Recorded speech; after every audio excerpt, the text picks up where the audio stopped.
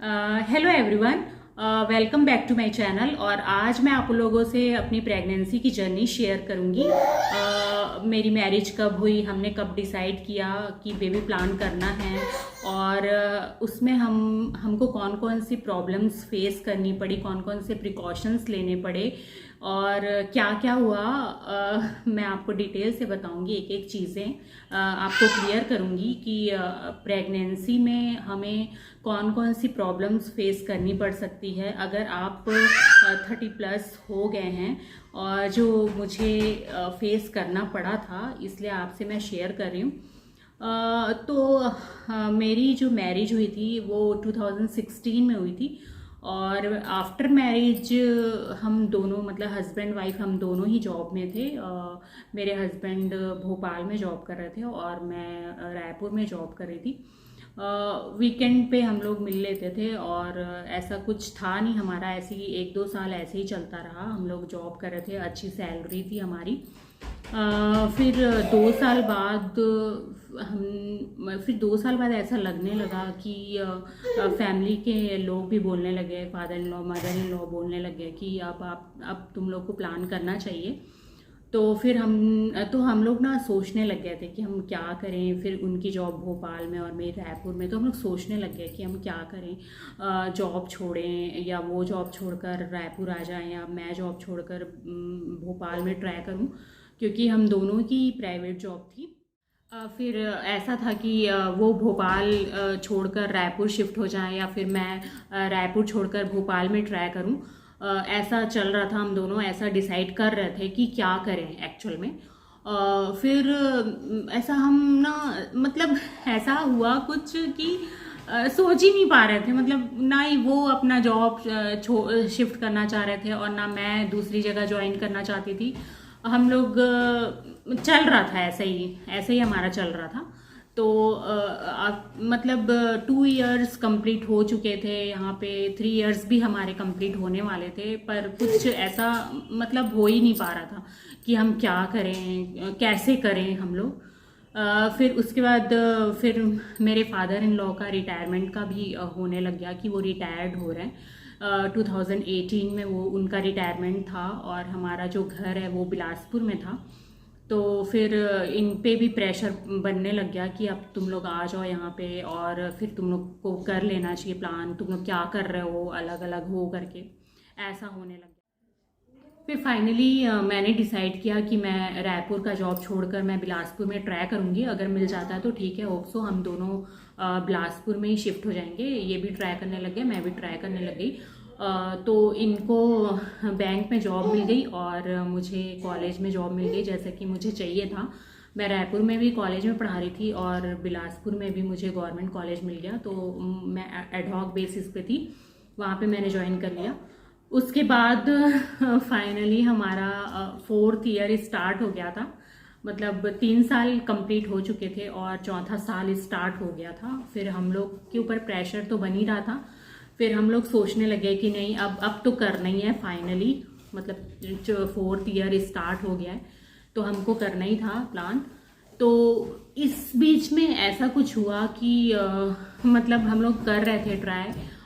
फिर ट्राई करने के बाद हम लोग 2-3 महीना देखे, ट्राई किए 3 महीने, तो हमारा कुछ ऐसा कंसीव नहीं हुआ मेरा। तो उसके बाद फिर मैं टेंशन में आ गई थी कि क्यों नहीं हो रहा है, मतलब 3 मंथ हो चुके हैं हम लोग, मतलब प्लान कर रहे हैं, और फिर क्यों नहीं हो रहा है, पॉजिटिव रिजल्ट क्यों नहीं आ रहा है। तो फिर ऐसा हो गया था कि मतलब मैं इतने टेंशन में आ गई थी कि मेरी फ्रेंड है, नागपुर में रहती है, मैं उसको कॉल लगाना स्टार्ट कर दी थी कि मेरा ऐसा ऐसा हो रहा है, मैं तो 3 महीने से 3 मंथ हो गए मुझे ट्राई करते हुए, और कुछ पॉजिटिव रिजल्ट नहीं आया। तो तो वो मुझे बोलने लग गई कि नहीं, थोड़ा और वेट कर ले, 3 मंथ और वेट कर ले, मतलब 6 मंथ तो होना चाहिए, मतलब प्लान करने के लिए ट्राई। तो फाइनली मैंने 3 मंथ और वेट किया, मतलब टोटल 6 मंथ हो चुके थे, और यहाँ पे मुझे ऐसा लग रहा था कि 4 इयर्स कंप्लीट होने वाले हैं, अब क्या होगा, ऐसा मुझे लगने लग गया था, क्योंकि मेरी एज 30+ हो चुकी थी, मतलब 30+ हो चुकी थी। तो मुझे टेंशन था कि कैसे होगा और क्या होगा, कुछ कॉम्प्लिकेशंस तो नहीं आएंगे। और मेरे पीरियड्स भी रेगुलर ही चल रहे थे, मतलब हर मंथ टू मंथ वो आ रहा था। तो मुझे ऐसा लग रहा था कि ओवल्यूशन तो हो रहा है, ऐसा मुझे लग रहा था। और साइकिल भी ठीक था, रेगुलर ही बना हुआ था, मतलब मंथ टू मंथ मुझे पीरियड हो जाते थे, तो उसमें कोई दिक्कत मुझे ऐसा नहीं लग रहा था। तो फिर फाइनली ऐसा हुआ कि 6 मंथ भी हो चुके थे और फिर कुछ भी पॉजिटिव रिजल्ट नहीं आ रहा था। तो फिर मेरी फ्रेंड ने मुझे बोला कि तू एक काम कर, तू बॉडी चेकअप करा ले कि बॉडी में कुछ ऐसे प्रॉब्लम तो नहीं है। वैसे मैंने करवाया नहीं था, ना मैंने करवाया था ना मेरे हस्बैंड ने करवाया था, ऐसा कुछ भी नहीं हमारा था कि हम बॉडी को चेकअप करवा रहे हैं दोनों, ऐसा कुछ भी नहीं किए थे हम। तो फिर जब उसने मुझे ऐसे एडवाइस दिया ना, तो फिर मैंने सोचा कि हाँ अब तो डॉक्टर से कंसल्ट करना चाहिए कि ऐसा प्रॉब्लम क्यों हो रहा है। तो क्योंकि मेरे पीरियड्स भी अच्छे आ रहे हैं, एक भी कोई भी मंथ ऐसा नहीं था कि मिस हो रहा था या फिर मुझे कोई प्रॉब्लम हो रही थी, ऐसा कुछ भी नहीं था। तो फिर हम लोग डॉक्टर से कंसल्ट किए। तो जब डॉक्टर से कंसल्ट किए ना, तो उसने भी मतलब डॉक्टर को जब हम बताया ना कि ऐसा ऐसा है, तो डॉक्टर ने भी कहा कि आप फुल बॉडी चेकअप करा लो दोनों। तो हम लोगों ने ना बॉडी चेकअप करवाया अपना। तो जब मैंने अपने बॉडी चेकअप करवाया ना, तो उसमें सारी चीज़ें पॉजिटिव थी। तो उसमें ना सारी चीज़ें पॉजिटिव थी। जब हम बॉडी चेकअप करवाते हैं ना, तो उसमें सारी चीज़ें रहती है, आपका शुगर लेवल क्या है, आपका बीपी है, आपको कहीं थायराइड तो नहीं है, थायराइड का भी चेकअप होता है, हाइपोथायराइड है, हाइपर थायराइड, ये सारी चीज़ें आपको पता चल जाती है। पीसीओडी पीसीओएस तो नहीं है, और आपका जो ट्यूब होता है वो ब्लॉक तो नहीं है, ये सारी चीज़ें पता चल जाती हैं। तो मेरा जब फाइनल रिपोर्ट आया था, तो उसमें मुझे ना ही शुगर था, ना ही बीपी था, और ना ही मुझे थायराइड की प्रॉब्लम थी, और मुझे पीसीओडी और पीसीओएस भी नहीं था। तो ये सारे मतलब सारे रिपोर्ट्स मेरे पॉजिटिव आए थे, और मेरे हस्बैंड के भी सारे रिपोर्ट्स पॉजिटिव आए थे। अब टेंशन हमारा और बढ़ चुका था कि जब पॉजिटिव रिपोर्ट आया है, सारी चीज़ें नॉर्मल है बॉडी में, तो फिर क्यों नहीं हो रहा है। अगर आपकी बॉडी में कोई प्रॉब्लम है, आपको थायराइड है या फिर पीसीओडी पीसीओएस की प्रॉब्लम है, तो आप उसका ट्रीटमेंट कराना शुरू कर देते हैं। पर हम मेरे साथ ऐसा कुछ था ही नहीं कि मुझे थायराइड है या पीसीओडी है, पीसीओएस है, कि मैं उसका ट्रीटमेंट करवा लूँ तो मुझे जल्दी कंसीव हो जाएगा, ऐसा था, ऐसा हो जाता। मैंने रिपोर्ट्स पॉजिटिव आई ना, तो हमको लगा कि जब कोई प्रॉब्लम नहीं है, अगर कोई बॉडी में कोई प्रॉब्लम होती है तो हम उसका सॉल्यूशन निकाल लेते हैं, ट्रीटमेंट के थ्रू हम उसको ठीक कर लेते हैं, और फिर जो कंसीव करने की पॉसिबिलिटीज़ होती है वो फिर जल्दी हो जाता है, मतलब बढ़ जाती है। तो ऐसा हमको लगने लग गया था कि अब क्या करें, टेंशन बढ़ गया था, कुछ है नहीं, उसके बावजूद क्यों नहीं हो रहा कंसीव। तो मैंने अपनी फ्रेंड को बताया कि ऐसा ऐसा है भाई, हमने फुल बॉडी चेकअप कराया, हमारा तो रिजल्ट पॉजिटिव आ रहा है। फिर उसने बोला कि एक उसमें जब तूने बॉडी चेकअप करवाया था, तो उसमें बताया था क्या कि ओवरी में कुछ सिस्ट है, सिस्ट बन रहा है कि नहीं बन रहा है, ऐसा कुछ। तो मैंने बोला ऐसा कुछ तो नहीं है, मेरे साथ ऐसा कुछ भी नहीं है, सारी चीज़ें पॉजिटिव है। फिर उसने बोला कि कहीं पे मतलब यूट्रस में कुछ सूजन या गांठ बना हुआ है क्या, ऐसा तूने देखा है क्या, जो रिपोर्ट है उसमें। तो फिर मैं डॉक्टर से फिर से कंसल्ट किया मैंने डॉक्टर से कि कहीं मेरे यूट्रस में ऐसा कुछ तो नहीं है। तो फिर डॉक्टर ने कहा नहीं नहीं, ऐसा कुछ भी नहीं है। तो यहाँ पे तो मैं क्लीन थी। उसके बाद फिर हमने क्या किया कि फिर हम टोटली हम डॉक्टर से हमने बात किया कि ऐसा ऐसा है, हमको बताइए कि हम क्या करें आगे। तो फिर डॉक्टर ने कहा कि तुम ना फॉलिक एसिड लेना स्टार्ट कर दो। मुझे फॉलिक एसिड दिया डॉक्टर ने। तो मैं मतलब कंसीव करने से पहले, मतलब बोलना चाहिए कि बिफोर 2 मंथ मैंने स्टार्ट कर दिया था according to doctor prescription. Doctor ने कहा कि फॉलिक एसिड लेना स्टार्ट कर दो तुम। तो मैंने कम से कम 1 मंथ मैंने लिया। उसके बाद 2nd मंथ में मुझे कंसीव हो गया। अब जब मुझे कंसीव हुआ तो मेरे 4 इयर्स कंप्लीट हो चुके थे। इसका मतलब ये है कि मैंने 4 साल, मतलब अपनी शादी के 4 साल बाद कंसीव किया फाइनली। और फॉलिक एसिड मुझे डॉक्टर ने इसलिए दिया था क्योंकि वो हेल्प करता है हमको कंसीव करने में, मुझे ऐसा लगा।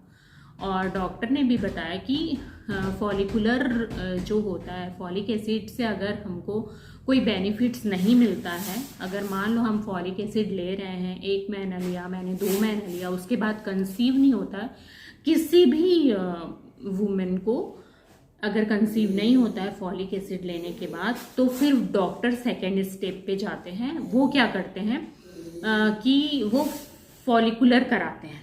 मतलब अगर आप ट्राई कर रहे हो तो आपका जब पीरियड का जब 6 डेज होगा या फिर 10वां दिन होगा, तो वो 7वें दिन से आपका फॉलिकुलर करते हैं। तो फॉलिकुलर में क्या होता है कि वो ऑब्जर्वेशन पीरियड पे आप रहते हैं कि आपके एग बन रहे हैं या नहीं बन रहे हैं, और आपके एग का साइज क्या है, वो स्ट्रॉन्ग तो है, कहीं वो फूट तो नहीं जा रहा है, वो सारी चीज़ें ऑब्जर्वेशन में आती है। तो फिर मैं यहाँ पे भी मैं क्लीन हो गई थी कि मैंने फॉलिकुलर एसिड खाया, तो मतलब टैबलेट्स खाई, तो मुझे कंसीव हो गया था, 2nd मंथ में ही कंसीव हो गया था। तो ये मेरे लिए बहुत अच्छी बात थी।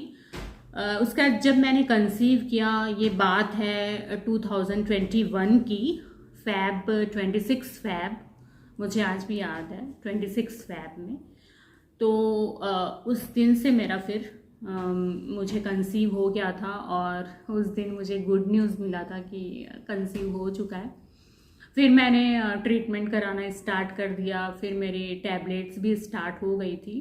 टैबलेट्स तो फर्स्ट 2 मंथ 3 मंथ तक तो ज़्यादा कुछ देते नहीं हैं डॉक्टर्स। आयरन की कुछ टैबलेट्स होती है, अगर आपकी बॉडी में आयरन कम है तो वो देते हैं।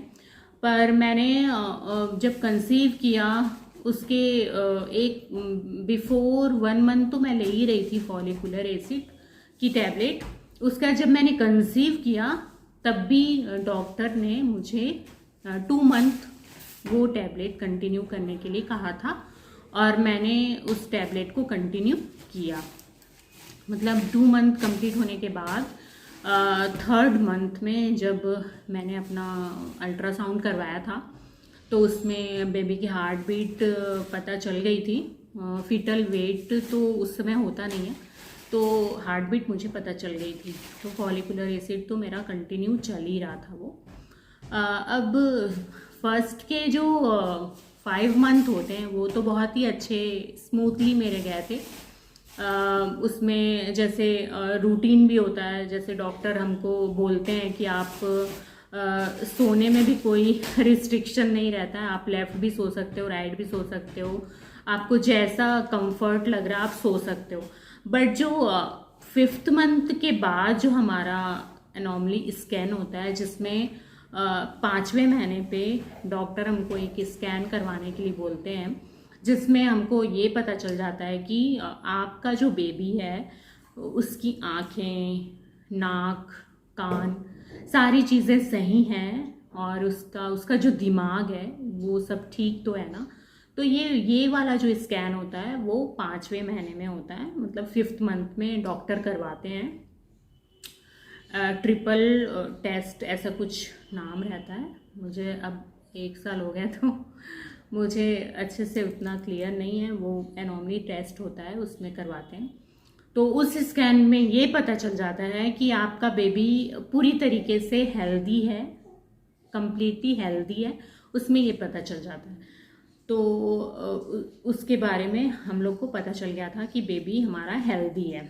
उसके बाद फिर क्या हुआ कि ये सारे टेस्ट हो चुके थे, फिर डॉक्टर डाइट के लिए आपको बोलते हैं कि अब 5 मंथ तो हो चुके हैं, आपने जैसा भी खाया है ना, आपने फ्रूट्स को ज़्यादा लिया या फिर आपने रोटी ज़्यादा खाया या राइस ज़्यादा खाया, वो कोई मैटर नहीं करता। जब आप 5 मंथ क्रॉस करते हैं ना, तो आपको डाइट जो होता है ना वो प्रॉपर लेना पड़ता है। आपका वाटर लेवल भी ठीक होना चाहिए, आपको पानी समय पे पीना है, फ्रूट्स आपको टाइम पे लेना है, टैबलेट्स भी टाइम पे लेनी है, और नट्स भी आपको डाइट पे शामिल करना। तो जैसा कि डॉक्टर ने मुझे बताया था, डाइट से रिलेटेड कुछ बातें जो भी बताई थी, तो मैं वो सारी चीज़ें फॉलो करने लग गई थी। मैंने अपने डाइट में नट्स और स्प्राउट्स और फ्रूट्स को शामिल कर लिया था, और वाटर भी मैं लेती थी। बट वाटर जो था मेरा 6 मंथ 7 मंथ तो तक तो ठीक चला, अच्छा था। जैसे जैसे बेबी का साइज़ बढ़ रहा था तब सारा लेवल ठीक था मेरा, क्योंकि मैंने सोनोग्राफी करवाया था अपना 7 मंथ में, तो वहाँ तक तो मेरा ठीक था और डाइट प्रॉपर था, अच्छा चल रहा था। तो जैसे ही मैंने 7 मंथ क्रॉस किया ना, तो मेरा जो फ्लूड था वो कम हो गया। तो जब हम 7 मंथ मैंने क्रॉस किया, तो 8th मंथ में हमारा जो फ्लूड है नॉर्मल सभी वुमेन का, वो 12 से 13 रहना चाहिए फ्लूड। जब हम सोनोग्राफी कराते हैं तो एक तो फीटल वेट होता है, और एक हार्ट बीट होता है, और एक फ्लूड होता है।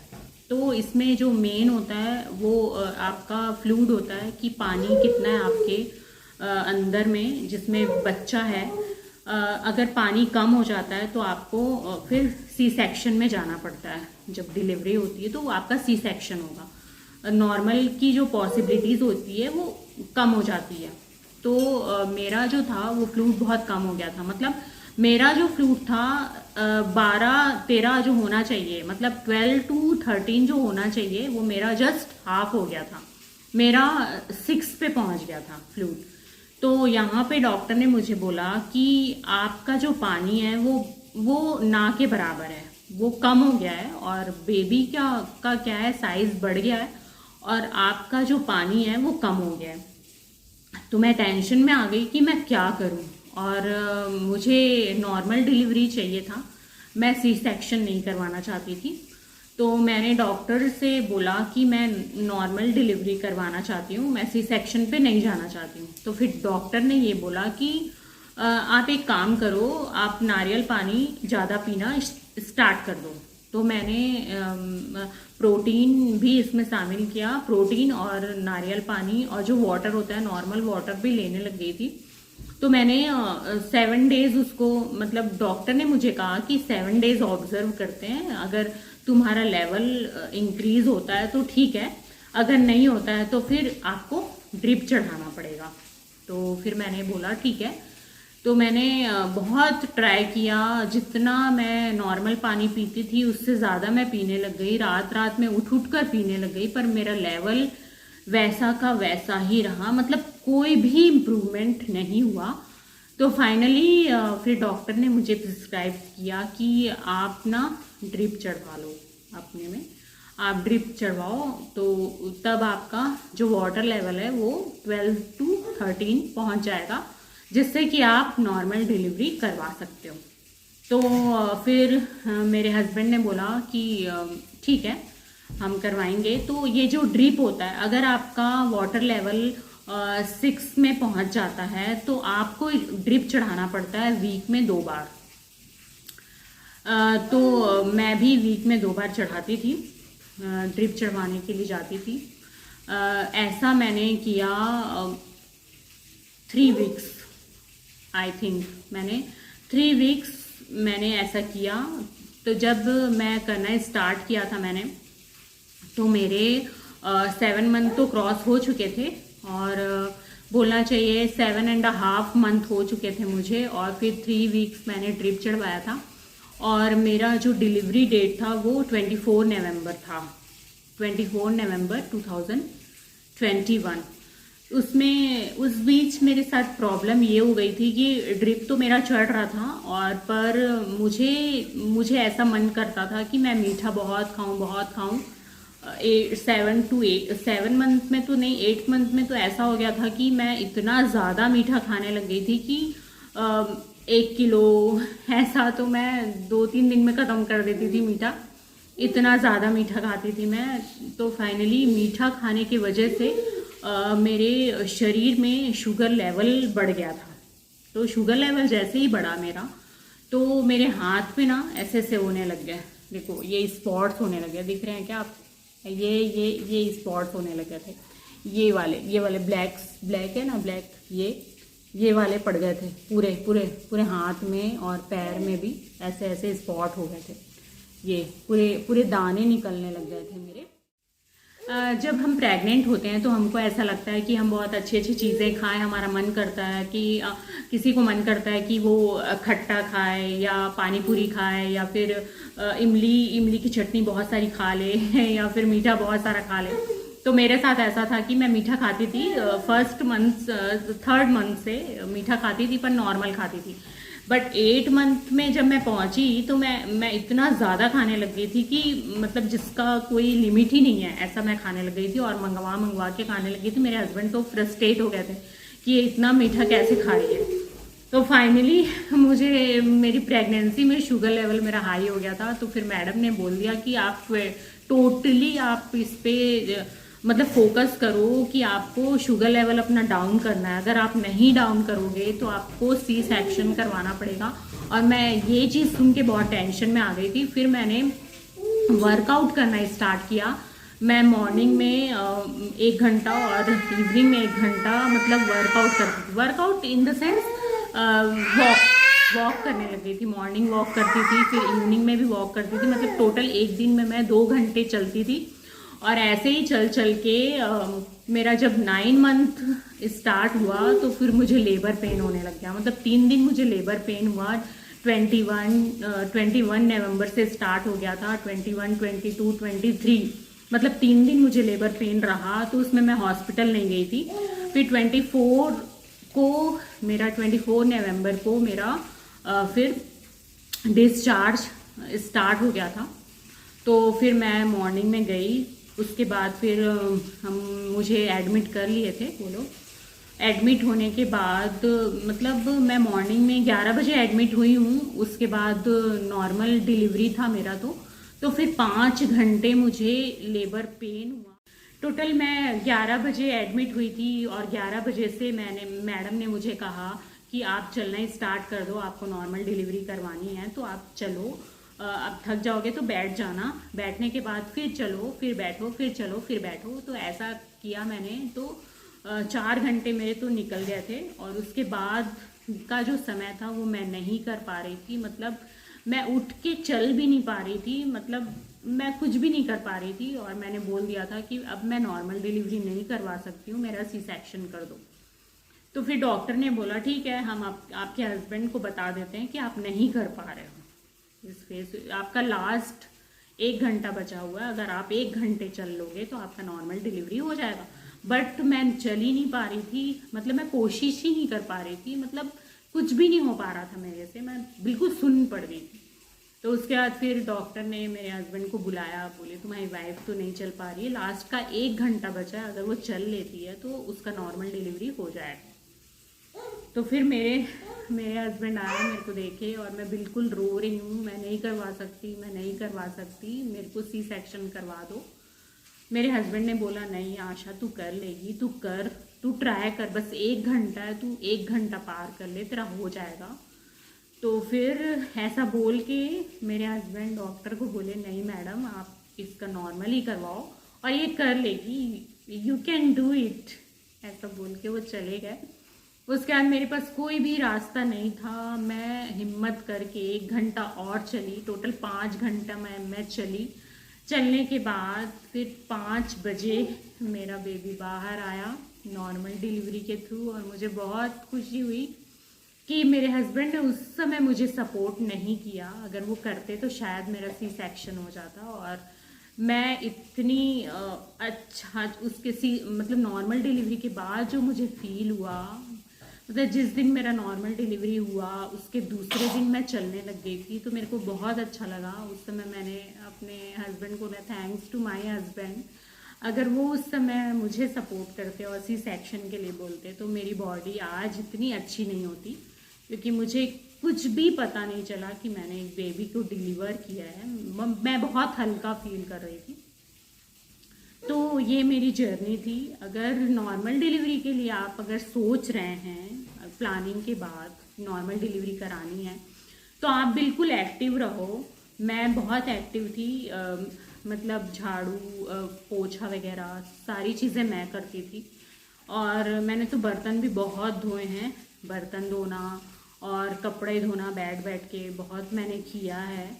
और वॉक भी मैंने लास्ट में बहुत किया है, 2-2 घंटे वॉक किया है मैंने, तब मेरे को जाके लेबर पेन हुआ है। और अगर फिर मैंने डिलीवरी के 10 दिन पहले मैंने दूध में घी डाल डाल के पिया है। तो आप जब दूध में घी डाल के पीते हैं तो वो जो बेबी है आपका वो नीचे खिसक के आ जाता है, तो उसको नॉर्मल डिलीवरी कराने में हेल्प मिलता है, इसीलिए हम दूध में 1 चम्मच घी डाल के पीते हैं। तो अगर आप भी प्रेग्नेंट हो या प्लानिंग कर रहे हो तो आप ऐसे ट्राई कर सकते हो। ये मेरा पर्सनल एक्सपीरियंस है और मेरी जो डिलीवरी बहुत ही स्मूथली हो गई थी, मुझे ज़्यादा पुश भी नहीं करना पड़ा था। और मेरा जो बेबी है वो 2.5 किलो का ही था, वो ज़्यादा वेट का नहीं था, उसका ज़्यादा वेट नहीं था कि वो 3-4 किलो का नहीं था, वो 2.5 किलो का था। तो पहली बार पुश में ही वो निकल गया था। तो ये मेरी प्रेगनेंसी की जर्नी है जो बहुत ही अच्छे से मेरा हो गया था। मतलब मैंने पहले बहुत टेंशन लिया था कि कैसा होगा, कैसी होगी मेरी डिलीवरी, कोई प्रॉब्लम तो नहीं होगा या प्रॉब्लम फेस करना पड़ेगा मेरे को, हो सकता है कि मेरे को 8 साल इंतज़ार करना पड़ जाए, मतलब मेरी बॉडी में कुछ प्रॉब्लम तो नहीं है। बट ऐसा कुछ भी नहीं था, मेरी डिलीवरी बहुत अच्छी रही और मतलब हैप्पी जर्नी रही मेरी। तो अगर ये वीडियो में पसंद आया तो वीडियो को लाइक करें, शेयर करें और मेरे चैनल को सब्सक्राइब करें। और मैं ऐसे ही अपने लाइफ के एक्सपीरियंसेस आपसे शेयर करते रहूँगी। और नेक्स्ट वीडियो में मैं आपको अपने बेबी से मिलाऊँगी, क्योंकि अभी अगर मैं आपको अपने बेबी से मिलाती हूँ तो वीडियो काफ़ी लंबी हो जाएगी और ज़्यादा लंबा नहीं करते। तो thank you, thanks for watching.